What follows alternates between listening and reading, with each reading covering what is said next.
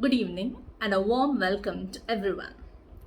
This is a very special evening, the inaugural session of the Bukscanners Union, which is an initiative of LitLego School of English Studies. The Bukscanners Union is not just a group of bibliophiles coming together and meeting virtually, something more.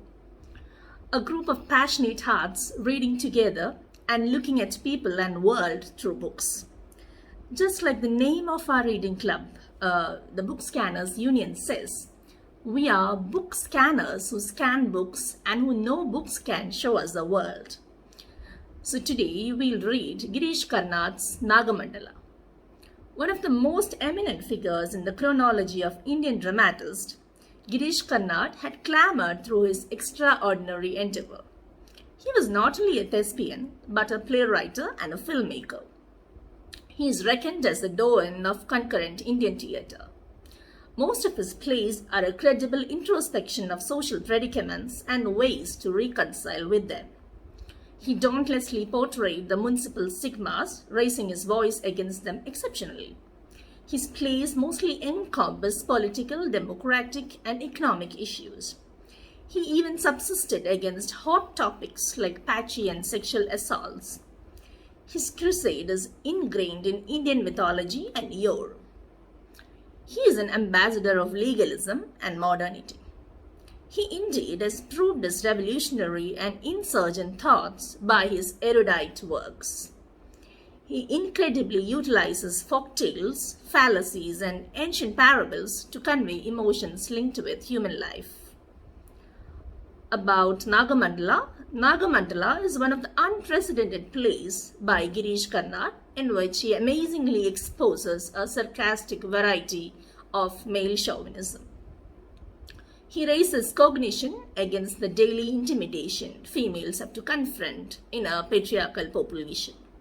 He denies the concepts of gender hegemony and resists male supremacy, which indeed is very monopolized in Asian civilizations, also infidelity and orthodox practices. Nagamandala is based on fidelity tales. These folk tales and lore together forge a domestic drama that aspires to liberation and empowerment of women. So a fun ride starts here. I would like to introduce our team to you.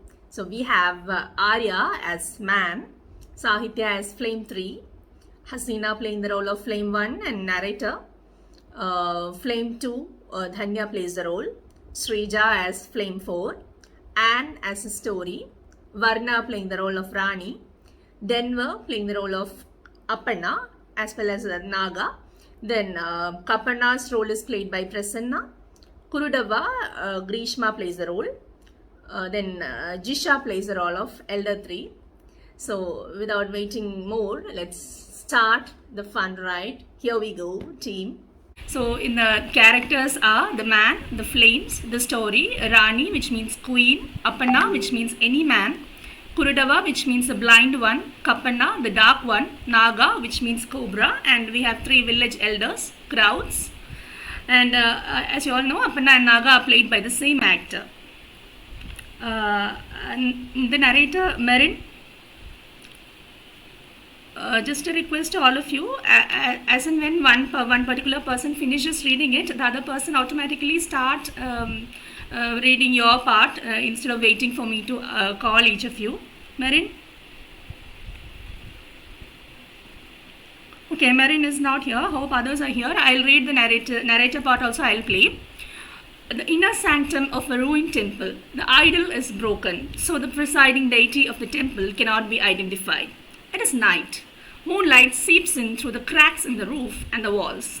A man is sitting in the temple. Long silence. Suddenly, he opens his eyes wide, closes them, then uses his fingers to pry open his eyelids. Then he goes back to his original morose stance. He yawns involuntarily, then reacts to the yawn by shaking his head violently and turns to the audience. I may be dead within the next few hours. I'm not talking of acting dead, actually dead. I might die right in front of your eyes. A medicant told me You must keep awake at least one whole night this month. If you can do that, you will live. If not, you will die on the last night of the month. I laughed out loud when I heard him. I thought nothing would be easier than spending a night awake. I was wrong. Perhaps that makes one sleepy. Every night this month, I have been dozing off before even being aware of it.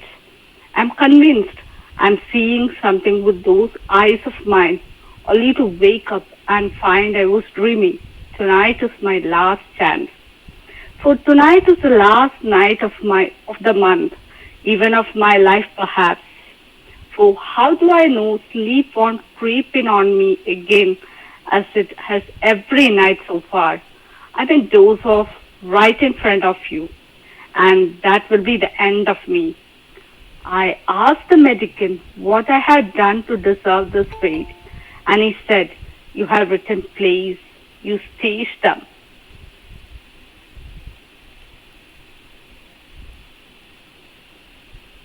You have caused so many good people you came trusting you to fall asleep twisted in miserable chairs. That abused mass of sleep has turned against you and become the curse of death. I hadn't realized my place had that much impact. Tonight may be my last night, so I have fled from home and come to this temple, nameless and empty. For years I have been lording it over my family as a writer. I couldn't bring myself to die a writer's death in front of them. I swear by this absent God, if I survive this night, I shall have nothing more to do with the themes, plot or stories. I abjure all storytelling, all play acting. Voices here. At this time of night, lights, what could be coming here now? I don't believe it. They are naked lamp flames. No wicks, no lamps, no one holding them.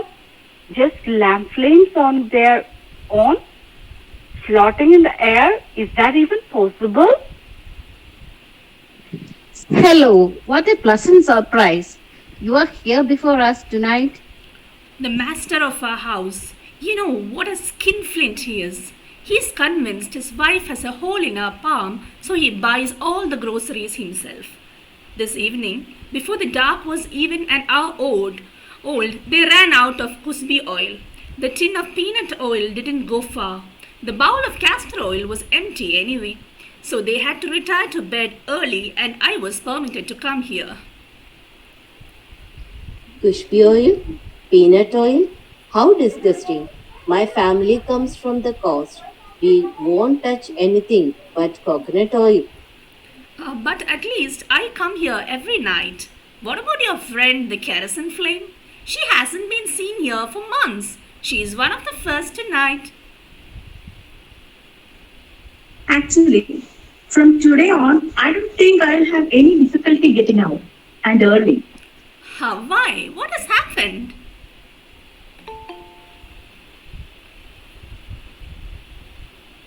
Tell her. Tell her. My master had an old ailing mother. Her stomach was bloated, her back covered with bed sores. The house stank of cough and phlegm, pus and urine. No one got a wink of sleep at night. Naturally, I stayed back too. The old lady died this morning, leaving behind my master and his young wife, young and juicy as a tender cucumber. I was chased out fast. You are lucky. My master's eyes have to feast on his wife limb by limb if the rest of him is to react. So we lambs have to bear witness to what is better left to the dark. I had heard that when lamps are put out in a village, the flames gather in some remote place and spend the night together gossiping. So this is where they gather.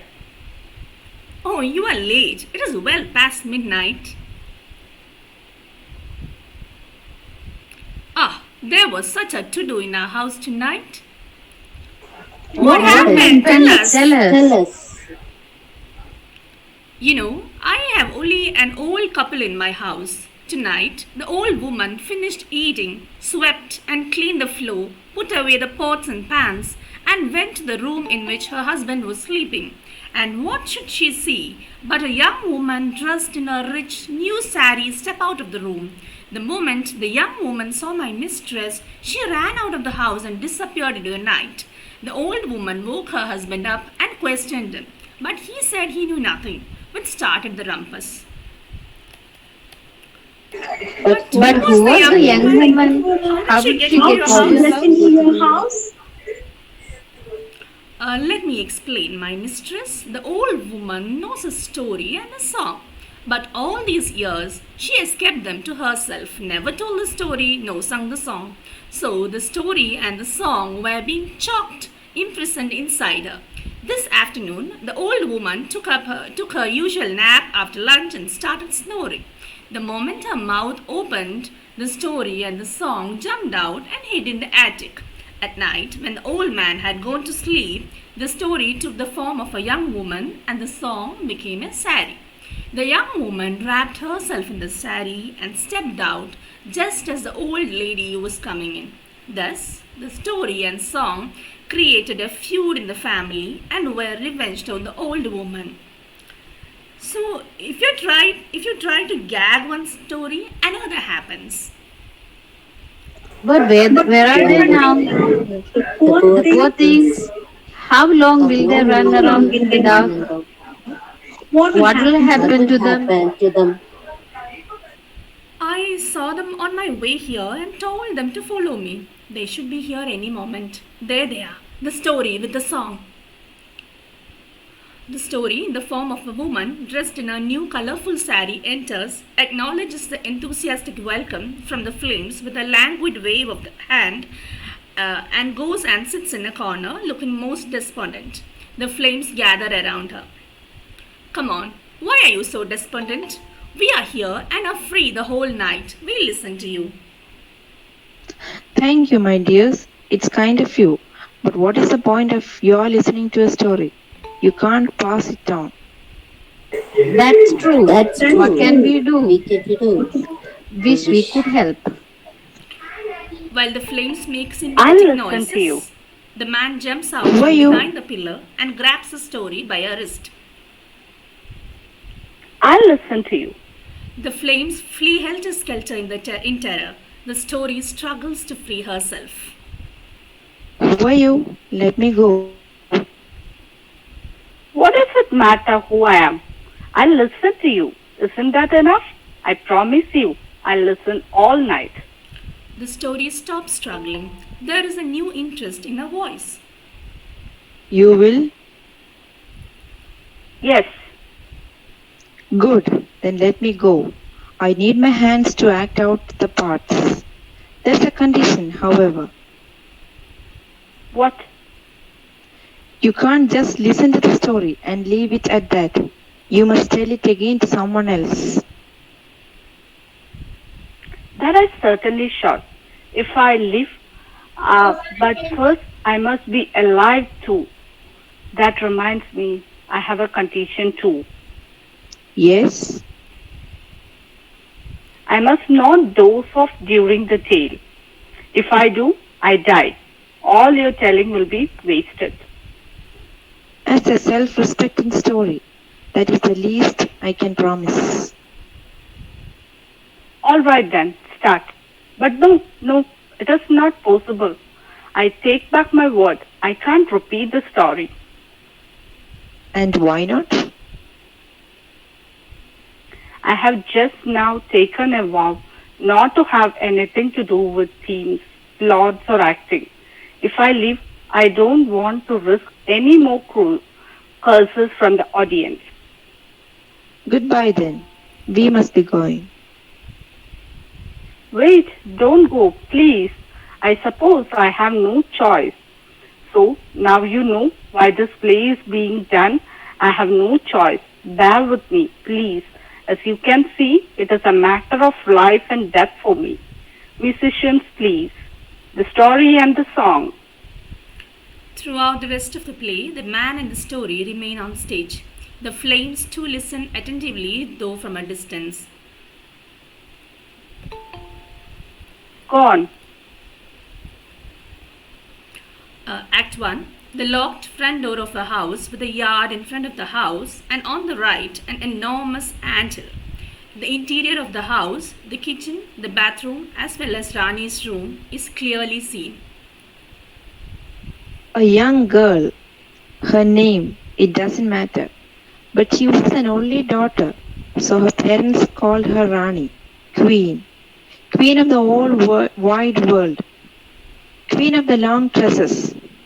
For when her hair was tied up in a knot, it was as though a black king cobra lay curled on the nape of her neck, coil upon glistening coil.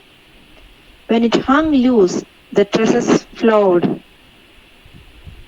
A torrent of black along her young limbs and got entangled in her silver anklets.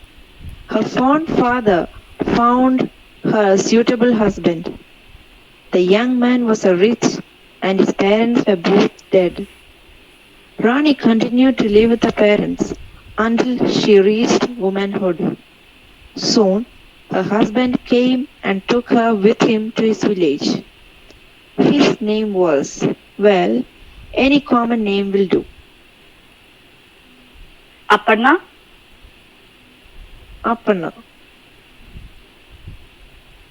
Aparna enters, followed by Rani.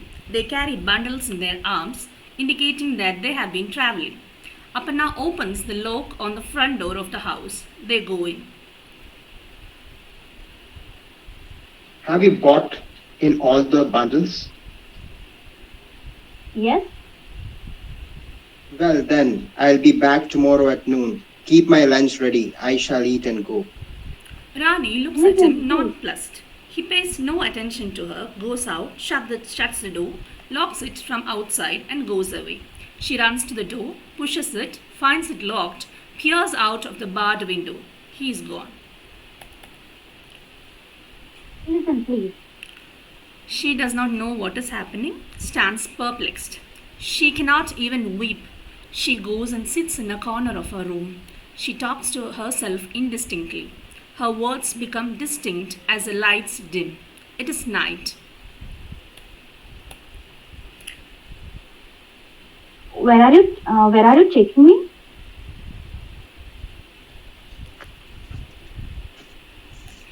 So Rani asks him, "Where are you taking me?" And the eagle answers, "Beyond the 7 seas and the 7 isles. On the 7th island is a magic garden, and in that garden stands a tree of emeralds. Under that tree, your parents wait for you." So Rani says, "Do they? Then please, please take me to them immediately. Here I come." So the eagle carries her clear across the 7 seas. She falls asleep, moans, "Oh mother, father," in her sleep. It gets light. She wakes up with a fright, looks around, then runs to the bathroom, mimes splashing water on her face, goes into the kitchen, starts cooking.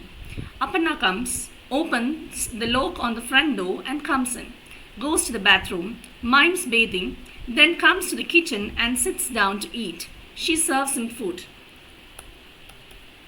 Listen, I feel frightened alone at night. What is there to be scared of? Just keep to yourself. No one will bother you. Rise. Please, you could. Look, I don't like idle chatter. Do as you are told. You understand? I'll be back tomorrow for lunch. Aparna washes And his so the hands, days locks her in and goes away. Rani watches him blankly through the window. rolled by. Mechanically, Rani goes into the kitchen, starts cooking. She talks to herself. Then, Rani's parents embrace her and cry. They kiss her and caress her. At night, she sleeps between them. So, she is not frightened anymore. Don't worry, they promise her. We won't let you go away again ever. In the morning, the stag with the golden antlers comes to the door. He calls out to Rani. She refuses to go. I am not a stag, he explains. I am a prince. Rani sits staring blankly into the oven, then begins to sew. Outside in the street, Kapana enters, carrying Kurudava on his shoulders. She is blind. He is in his early 20s.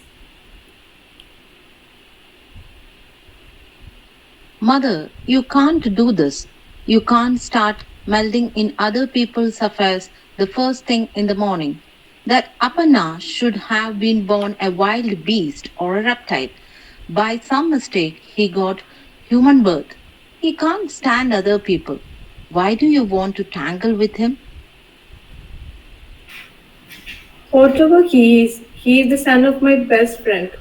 His mother and I were like sisters. Poor thing. She died, bringing him into this world. Now a new daughter-in-law comes to her house. How can I go on as though nothing has happened? Besides, I haven't slept a wink since you told me you saw Appanna in his concubine's courtyard. He has got himself a bride, and he still goes after that harlot.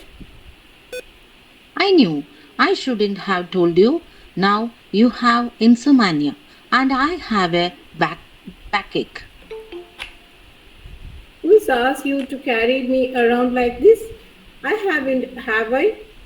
I was I was born and brought up here. I can find my way around. Do you know what I ask for when I pray to Lord Hanuman on the gymnasium every morning?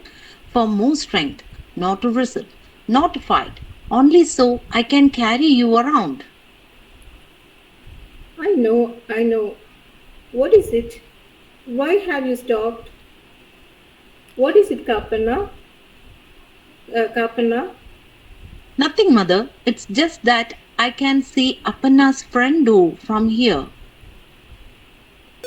Oh, for a moment I was worried. It was that. Who is that again? That witch or fairy? Whatever she is, who you say follows you around. Mother, she's not a witch or a fairy. When I try to explain, you won't even listen. And then, when I'm not even thinking of her, you start suspecting all kinds of.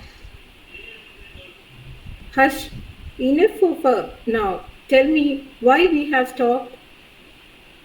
There doesn't seem to be anyone in Appanna's house. There is a lock on the front door. How is that possible? Even if he is laying in his concubine's house, his bride should be home. Who can tell about Appanna?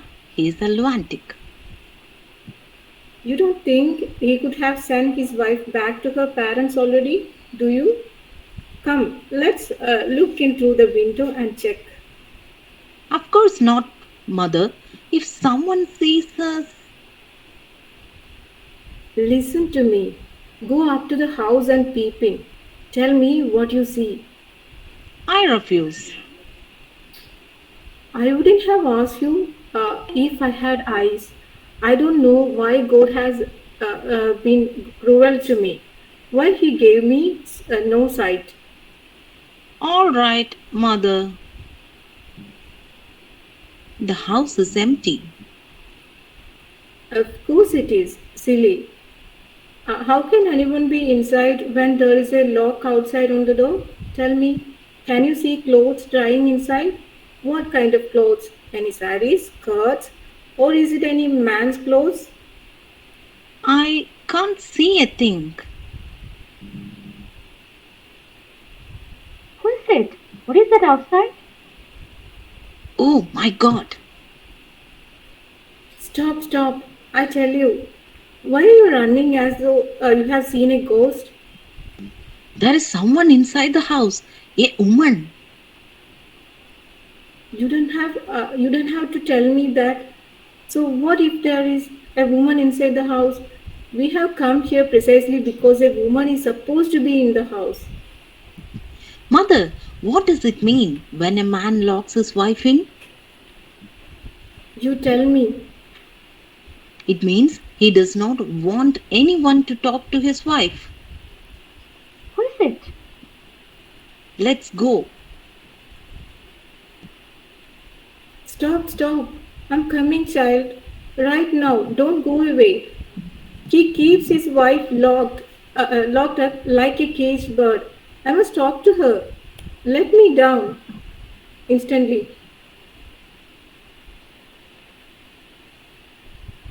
You I go will home if you like. I will wait for you here under the tree. Come back soon. Don't just sit there gossiping. Dear girl, Who are you? don't be afraid. I am called Kurudava because I am blind. Your mother-in-law and I were like sisters. I helped when your husband was born. Don't be afraid. Apana is like a son to me. Is he not in? No, What's your name? they call me Rani. And where is Apana? I don't know. When did he go out? After lunch yesterday. When will he come back? He will be back for lunch later in the day. You don't mean he is home only once a day? And that too only for lunch? And you are alone in the house all day? Don't cry, child. Don't cry. I haven't come here to make you cry. Don't he lock you up every day like this? Yes, since the day I came here. Does he beat you or ill treat you? No, Does he talk to you? oh, that he does, but not a syllable more than required. Do this, do that, serve the food. You mean that means you are still.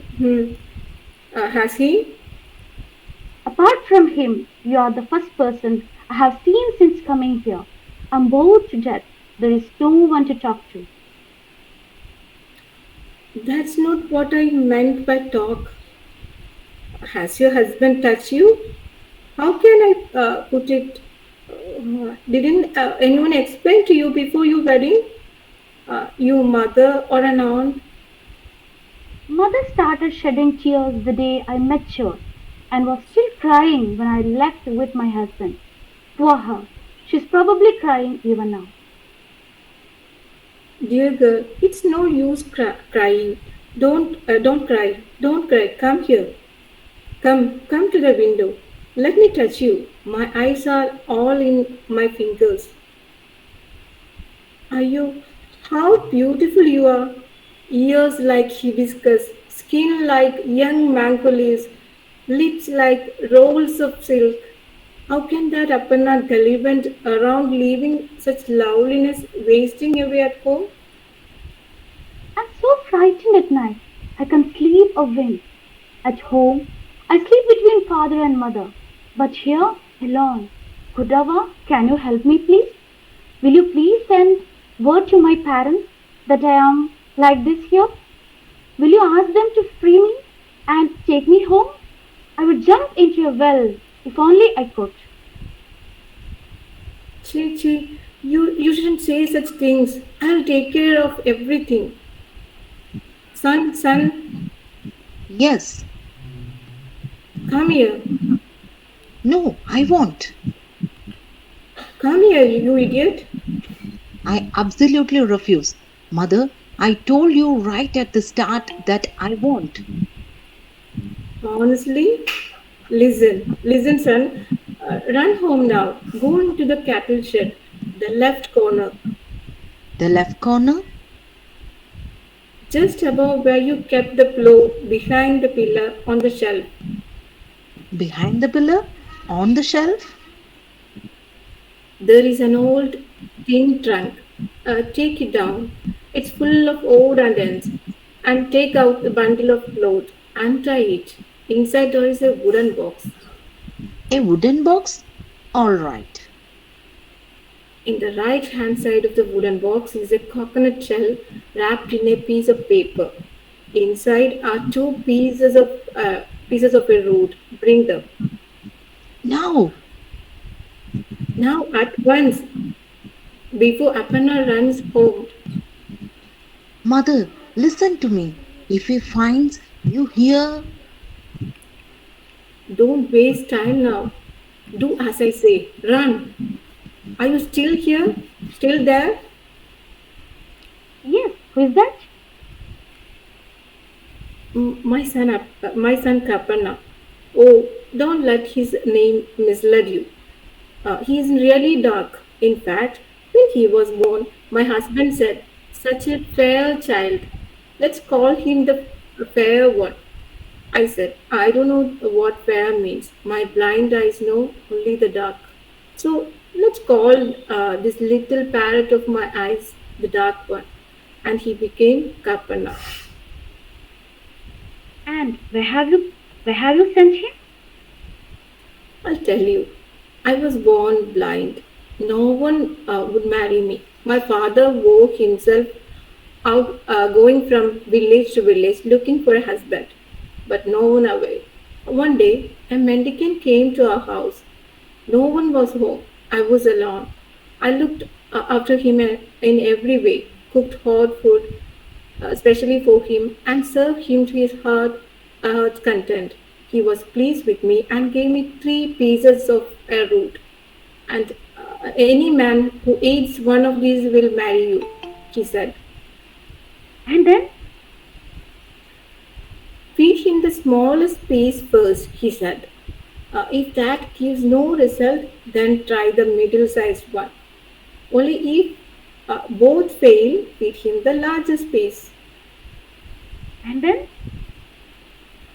One day, a boy distantly related to me came to our village and stayed with us.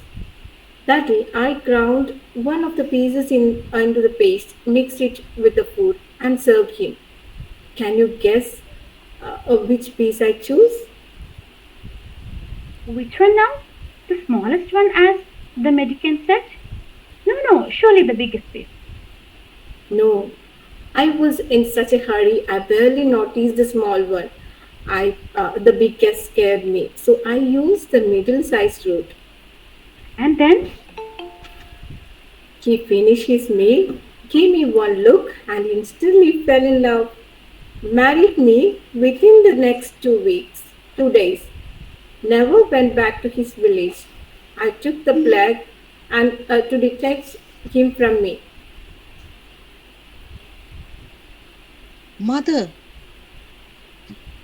Ah, there is he. Wait, have you brought them? Are you still there? Yes, I am. Here? What's that? The root I was telling you about. Here, take this smaller piece that should do for a pretty jasmine like you. Take it, grind it into a nice paste, and feed it to your husband, and watch the results. Once he smells you, he won't go sniffing after that bitch. He will make you a wife instantly. But I'm his wife already. Just do as I say. That must be Appanna coming. Go now, Prudava, but come again. I shall do. But don't forget what I told you. Who is that, Prudava? How are you, Appanna? It's been a long time. What are you doing here? I heard you had brought a new bride. Thought I would talk to her, but she refused to come out.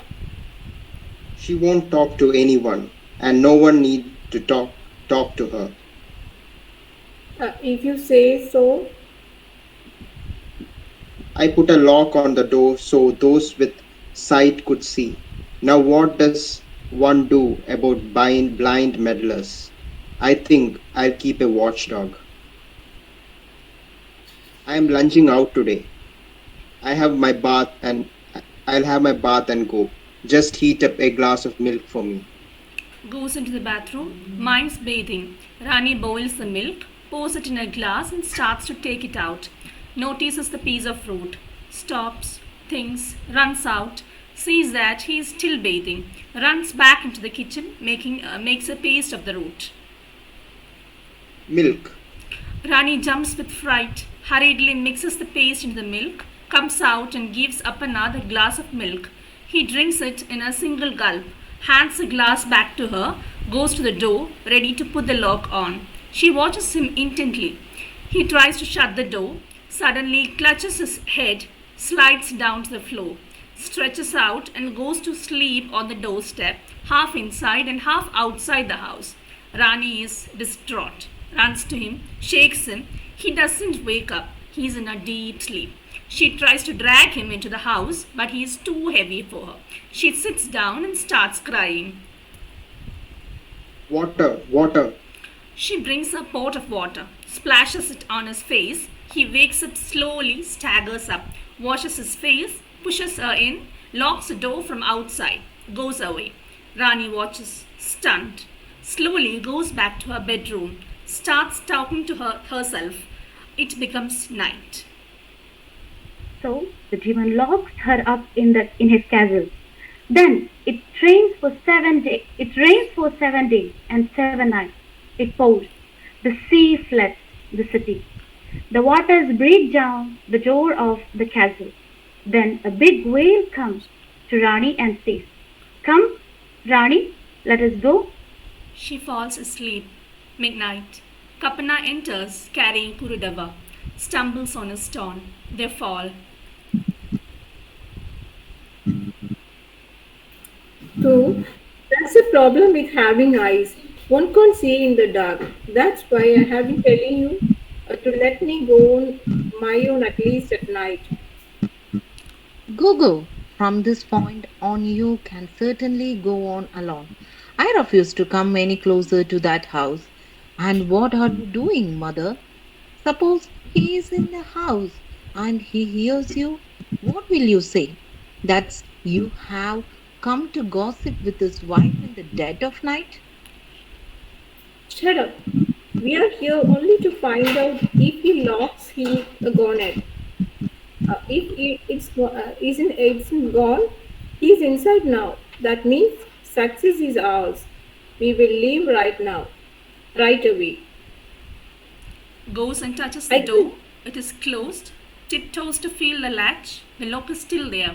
Recoils in surprise. I can't believe it.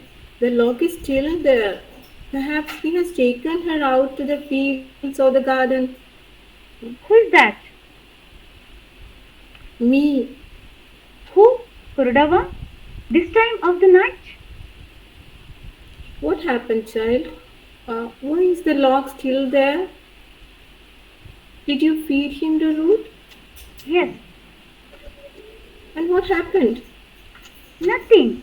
He felt giddy, fainted, then got up and left. That's bad. This is no ordinary infatuation. That concubine of his is obviously who didn't want to tell you. Here is a woman, a Baza woman, who has a husband in her clutches, squeezes him dry. Maybe he's cast a spell. There is only one solution to. What? Feed him this largest piece of root. No. Yes. That little piece made him sick. This one? It will do good. Believe me. This is not heresy. I am telling you from my own experience. Go in. Start grinding it. Make it tasty curry. Mix the paste in it. Let him taste a spoonful, and he will be your slave. And then just say the word, and he will carry you to my house himself. Son, Remember, don't let anything frighten you. Rani goes into the kitchen. Kurudava wakes up Kapanna. They exit. It gets brighter. Apanna comes. He has a vicious looking dog on a chain with him. He brings it to the front yard and ties it to a tree stump there. Then comes the front door and unlocks it. The dog begins to bark. Surprised at the bark, Rani peers out of the window. Oh, a dog. That blind woman and her son. Let them step here again, and they'll know. I'll bathe and come to eat. Serve my food. Goes to the bathroom and starts bathing. Rani takes down her pot of curry, removes the lid, takes out the paste of the root. Shall I pour it in? Yes. So Rani prayed silently to the gods and poured the paste into the curry. There was an explosion. The curry turned red, blood red. Steam, pink and furious, enveloped Rani. Rani mimes the entire action. Apanna calmly continues his bath. It is evident he has heard nothing. Oh my God, what horrible mess is this? Blood, perhaps poison. Shall I serve him this? That woman is blind, but he is not. How could he possibly not see this boiling blood, this poisonous red? And then, even if he doesn't see it, how do I know it is not dangerous? Suppose something happens to my husband, what will my fate be? That little piece made him ill. Who knows? No, forgive me, God. This is evil. I was about to commit a crime. Father, mother, how could I? Your daughter agreed to such a heinous act? No, I must get rid of this before he notices anything. She brings the pot out, avoids the husband in the bathroom, steps out of the house, starts pouring out the curry, stops. No, how awful. It's leaving a red stain. He's bound to notice it. Right here on the doorstep. What shall I do? Where can I pour it? So he won't see? Rani, put it in that anthill. The anthill. Runs to the tall anthill, starts pouring the liquid into it. The dog starts howling in the front yard. Rani, see what is bothering the dog. Rani, Rani. Goes to the kitchen, drying himself. She is not there. Comes to the front door looking for her. By this time, Rani has poured the curry into the anthill and is running back to the house. The moment she turns her back to the anthill, a king cobra lifts its hood, hissing out of the anthill, looks around. It sees Rani and follows her at a distance. By the time she has reached the front door of her house, it is behind a nearby tree, watching her. Rani comes to the front door and freezes. Apanna is waiting for her. Rani, where have you been? I said, where have you been? Rani, answer me. Moves aside so she can go in. But the moment she steps in, Apanna slaps her hard. Rani collapses to the floor. He does not look at her again. Just pulls the door shut, locks it from outside and goes away. There is not a trace of anger in anything he does. Just cold contempt. The dog barks loudly at the king cobra which watches from behind the tree, hissing, excited, restless. Apanna goes away. Rani goes to her bedroom, throws herself down in her usual corner, crying. It gets dark. The king cobra is still watching from under the tree. The dog continues to bark. When it is totally dark, the cobra moves towards the house. The barking becomes louder, more continuous. Rani wakes up, goes to the window, curses and shouts, goes back to bed. The cobra enters the house through the drain in the bathroom. As you know, a cobra can assume any form it likes. That night, it entered the house through the bathroom drain and took the shape of... The cobra takes the shape of Apanna. To distinguish this Apanna from the real one, we shall call him Naga, meaning a cobra. Naga searches for Rani in the house, finds her sleeping in the bedroom, watches her. Act 2. Rani is sleeping and Naga is watching her from a distance. exactly as at the end of Act 1. He moves nearer her and then gently caresses her. She wakes up with a start. You? Don't get up. But when did you come? Shall I serve the food? Food? At midnight? Then something else, perhaps. What? Why don't you sit? Are you afraid of me? No, Then sit down. no. I will go and sit there, away from you. Will you at least sit then? Now? Rani sits on the edge of the bed, long silence. She is dozing but struggles to keep her eyes open. You are very beautiful. What? Do you want something? No, I said you are very beautiful. Poor thing. Poor thing. That a tender bud like you should get such a rotten husband. I didn't say anything. You didn't. I am saying it. Did it hurt? The beating this morning? No. Locked up in the house all day? You must be missing your parents. No. They doted on you, didn't they? She suddenly burst out into a fit of weeping.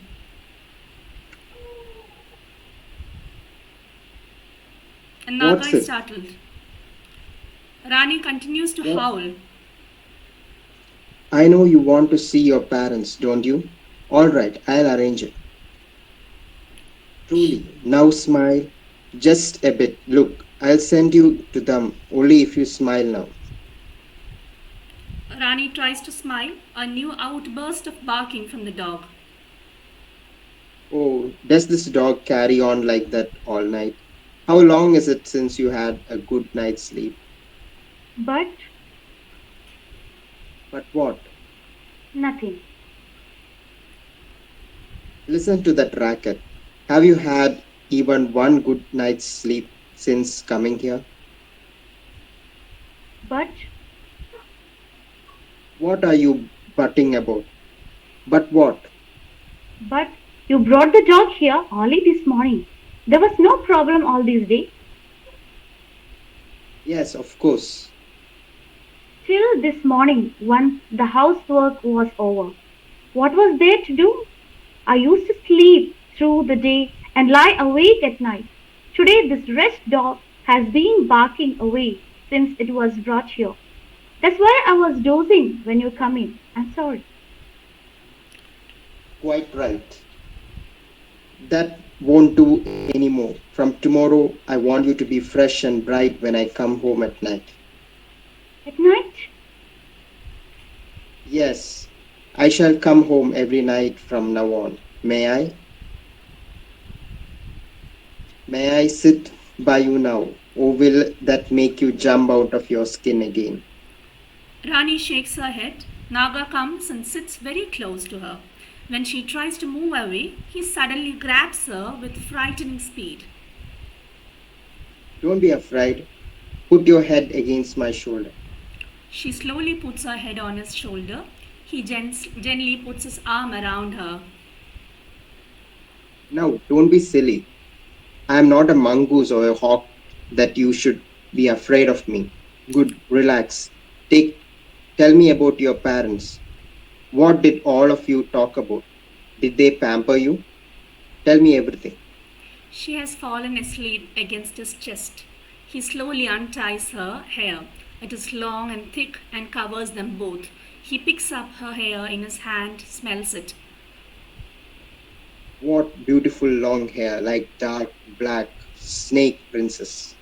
He lays her down gently, gets up, goes to the bathroom, turns into his original self and slithers away.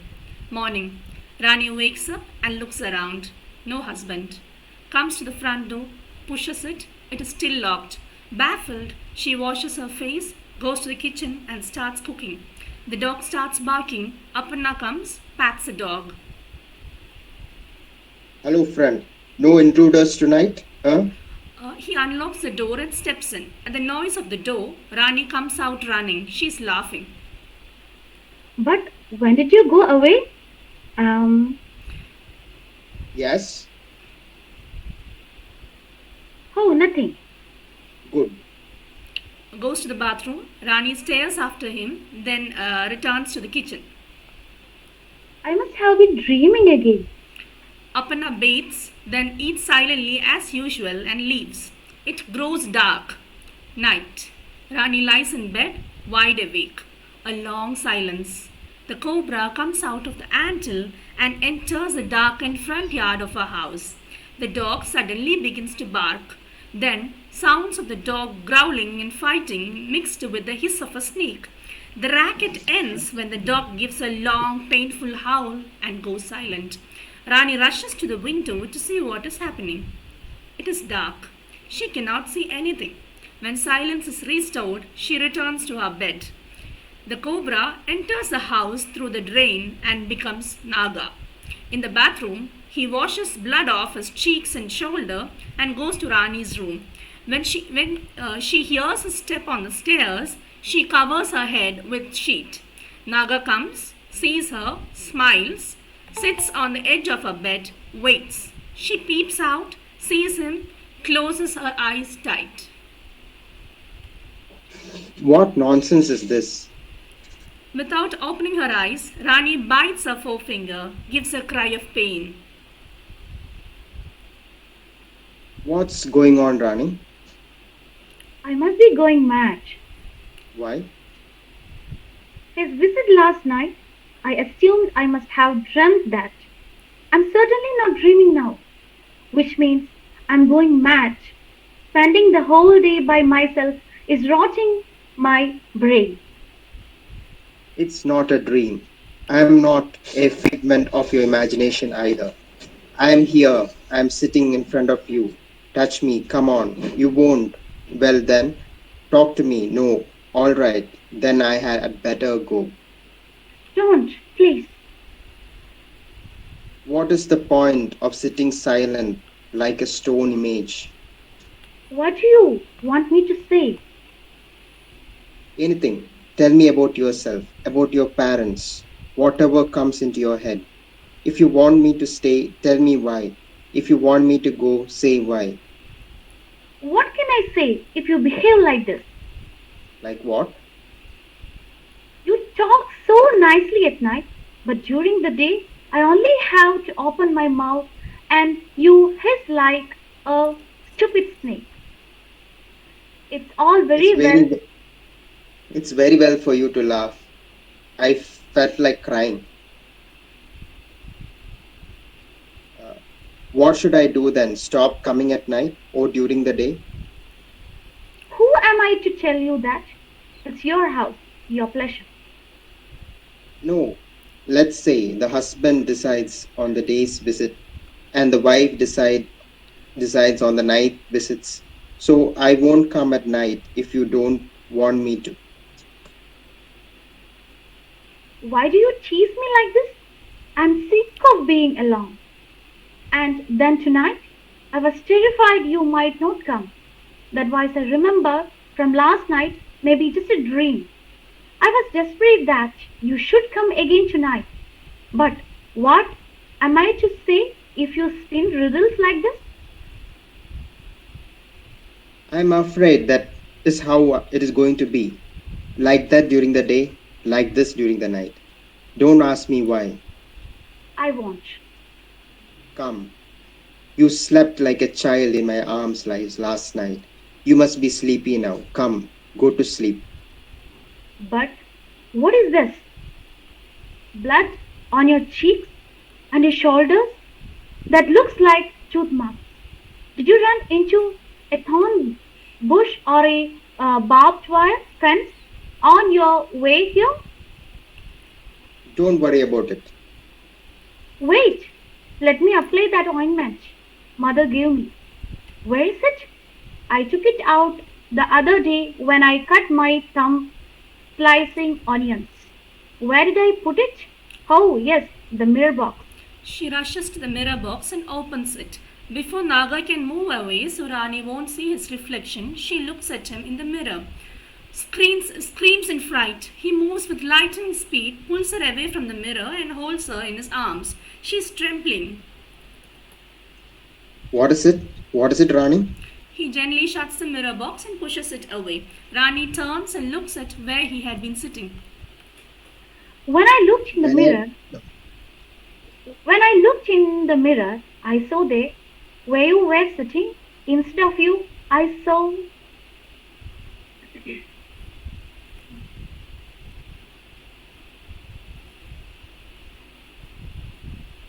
What? A cobra? Shh! Don't mention it. They say that if you mention it by name at night, it comes into the house. All right. Suppose a cobra does come into this house. Don't. Why are you tempting fate by calling that unmentionable thing by its name? Why shouldn't it come with love? May God bless our house and spare us that calamity. The very thought makes me shudder. I'm here now. Nothing more to fear. Oh no, what am I to do with myself? In all this, I forgot to put the ointment on your wounds. She tries to get up. He forces her down. She gently touches his wounds, shivers. Your blood is so cold. It's the way you wander about day and night, heedless of wind and rain. Stares into his eyes, suddenly shuts her eyes and clasps him. What is it now? Since I looked into the mirror, I seem to be incapable of thinking of anything else. Father says, if a bird so much as looks at a cobra. There. Now you said cobra. Now he's bound to come. He mimes a cobra's hood with his hand. Let it. I don't feel afraid anymore, with you beside me. Father says, the cobra simply hooks the bird's eyes with its own sight. The bird stares and stares, unable to move its eyes. It doesn't feel any fear either. It stands fascinated, watching the changing colors in the eyes of the cobra. It just stares, its wings half opened, as though it was sculptured in the sunlight. Then the snake strikes and swallows the bird. He kisses her. They freeze.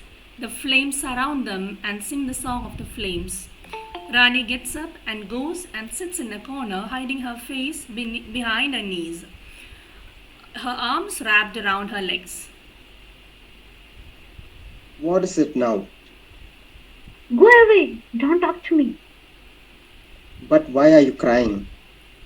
I said, be quiet. I didn't know you were such a bad man. I should have known the moment you started using horn-eyed words. Had I known, I would never have agreed to marry you. What will father and mother say if they come to know? They will say, good, our daughter's following nicely in our footsteps. Quiet, I warn you, I'm your wife, and you don't have to answer anyone about me. But I will not have you say such things about my parents. They are not like dogs. What have dogs done to deserve sole credit for it? You silly goose. Frogs croaking in pelting rain. Tortoises singing soundless in the dark. Foxes, crabs, ants, rattlers, sharks, swallows, even the geese. The female begins to smell like the wet earth. The strug of her smell, the king cobra starts searching for his queen. The tiger bellows for his mate.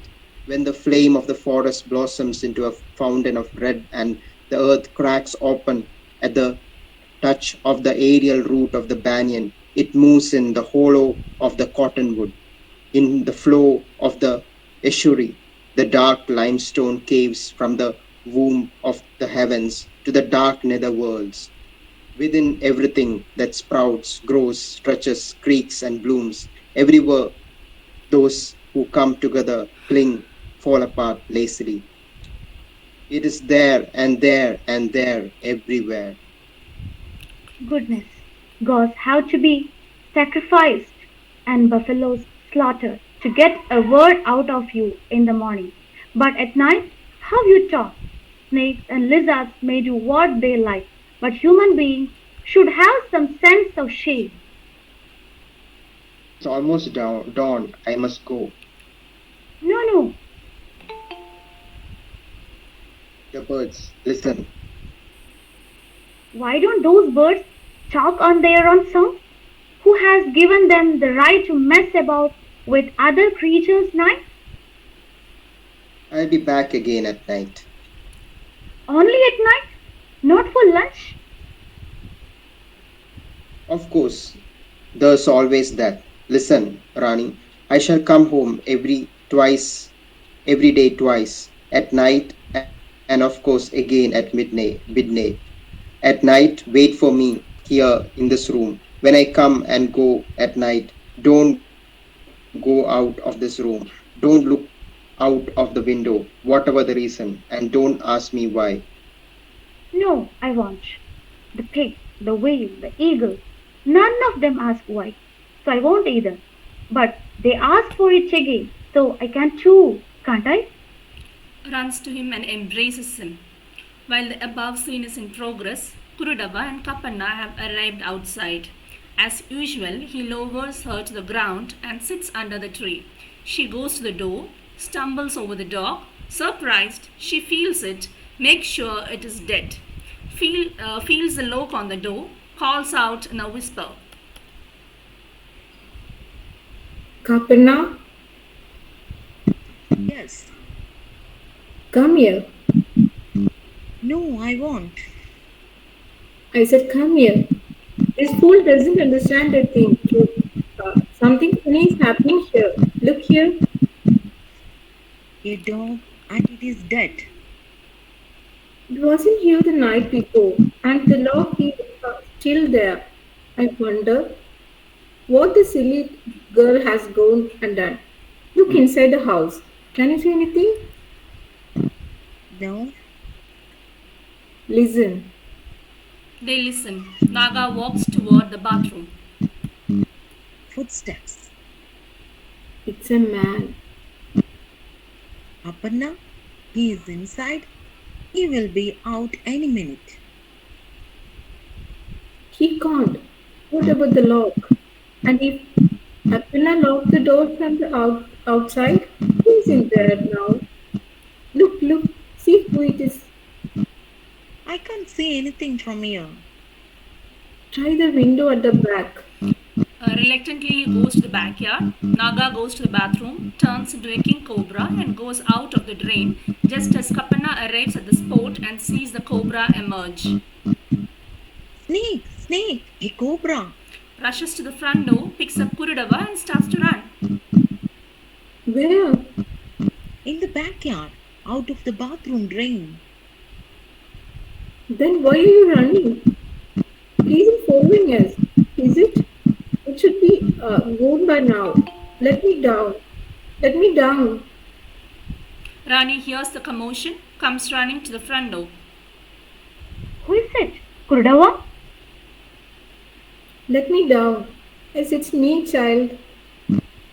Don't go too near, mother. It may still be there. What is it? Kurudava? Who is that shouting? I won't come any closer. I'll speak from here. Kapanna says he saw a cobra there, Where? coming out of your bathroom drain. Oh my God! I hope he didn't go to the bathroom. Who do you mean, Appanna? Yes. She's relieved to find the bathroom empty, comes back to the front door. He's We not have been there. here. I told you he left just a few minutes ago. We have been here the last half an hour. No one has come out. He certainly isn't in the house. There, the door is locked from the outside.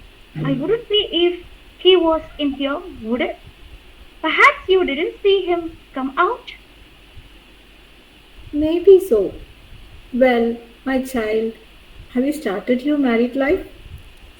Yes, Kurudava. Tried? Poor thing. So you see the part of my root.